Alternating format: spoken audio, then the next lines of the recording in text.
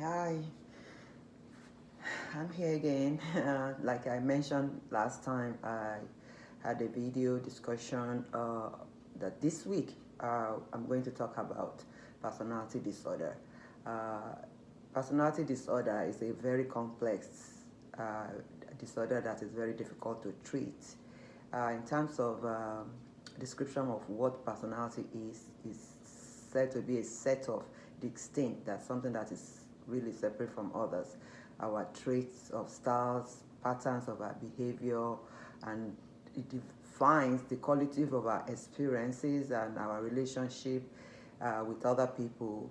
It becomes a problem when we have problem with our social and interpersonal relationships that affects the way we function or adapt the result. And also this problem is an ongoing problems in our relationship, and that leads to emotional distress on a regular basis. So usually people who have personality disorder do not seek medical help because number one, they don't believe that this behavior is unusual and thinking that the problem is actually outside of themselves. So they don't have any distress or any problems within themselves. So there's no reason why they have to go see a medical personnel because of these problems.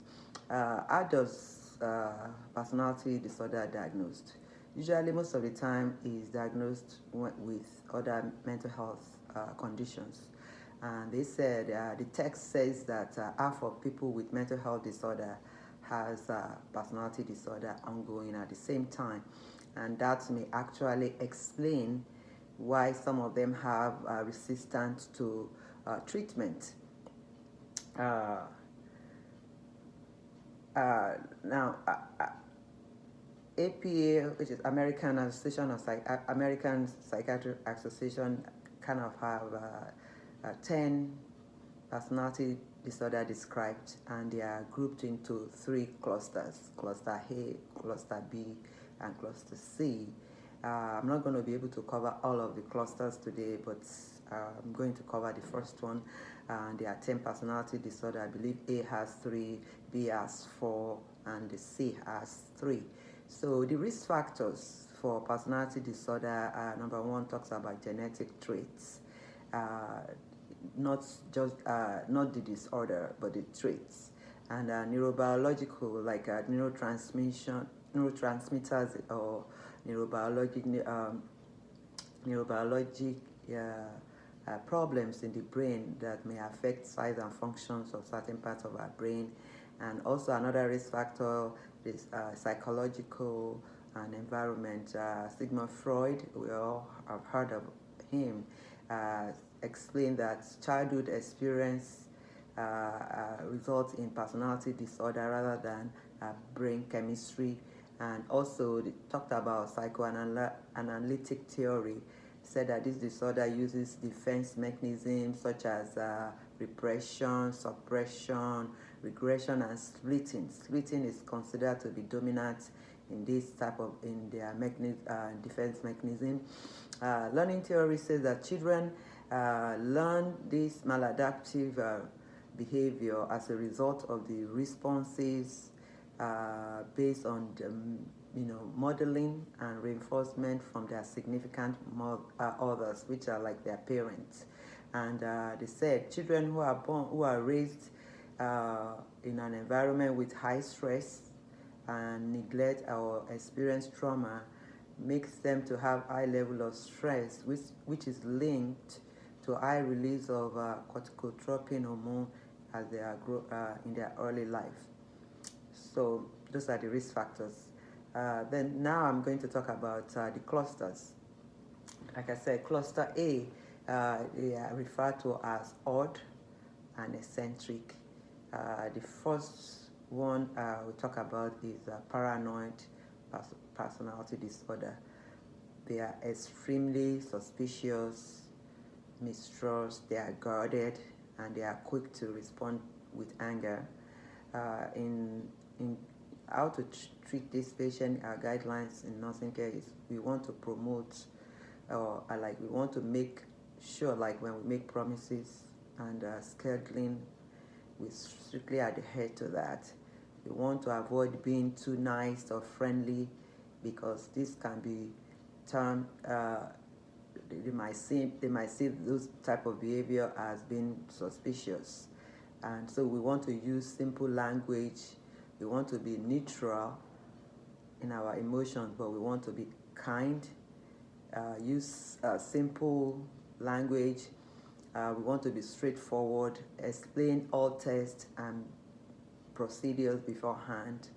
I actually have had, taken care of patients who will, number one, they want to open their medication themselves, and also sometimes they rinse the medication before they take it. So, and that's okay, as long as the medication is not soaked. So they just pour water on it, and they are sure that it's not contaminated by you, and they can take it. So in treatment, we want to do individual and group therapy. Individual, more positive for them, but we want group therapy can provide other aspects of healing for them, because in group therapy they can have their peers can help with their suspiciousness. When they feel, they start talking about being singled out or being suspicious of others. People who are have been through therapy for longer periods can chime in and kind of help them to talk like, I used to feel like that, but this and this has helped.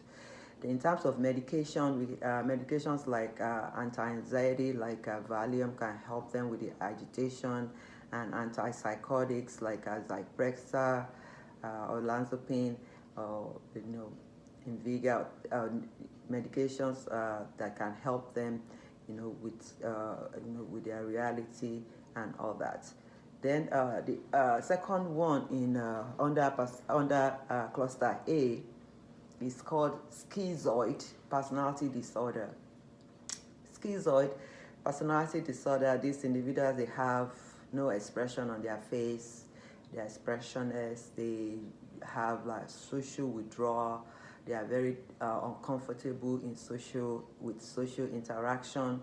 So they gravitated like towards work or schedule that they have to be by themselves, and their interests are not related to people. So in our taking care of them, we want to avoid to, just like the paranoid, avoid to be too nice or friendly. Try not to increase socialization. Try not to force them into socializing with other people. Please be open. They may be open to discussing topics of coping and anxiety. So, and also we want to protect them because of their their behavior. We want to protect them from ridicule because of their distinct interests. Like they don't have interest in people, because when they are in group therapy, we want to protect them from other people making snide remarks or gesture like laughing. We can do that by redirection for those other people. And treatment, like I said, just like with paranoid, psychotherapy, talk therapy, where they can talk about ways to better approach life and things like that. Medications, antidepressants can help them with their mood, and also antipsychotics. Then the third one that I want to talk about today is called schizotypal personality disorder. Schizotypal personality disorder is very almost close to schizophrenia. They have bizarre behavior. They do not blend with the crowd, and they have what we call transient. Like sometimes they have psychosis, they have magical thinking, they have delusions, and when they're highly stressed, they can have hallucinations. And also, this group of personality disorder patients have high risk to suicide. Suicide rate are high.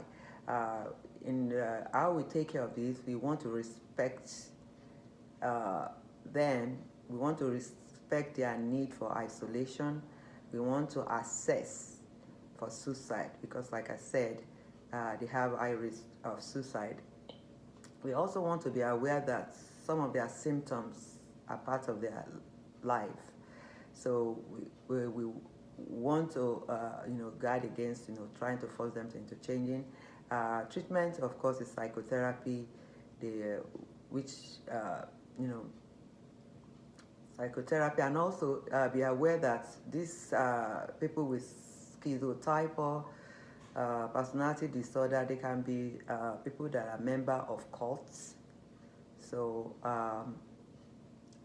medications like antipsychotic, antidepressant, and anti-anxiety can help them.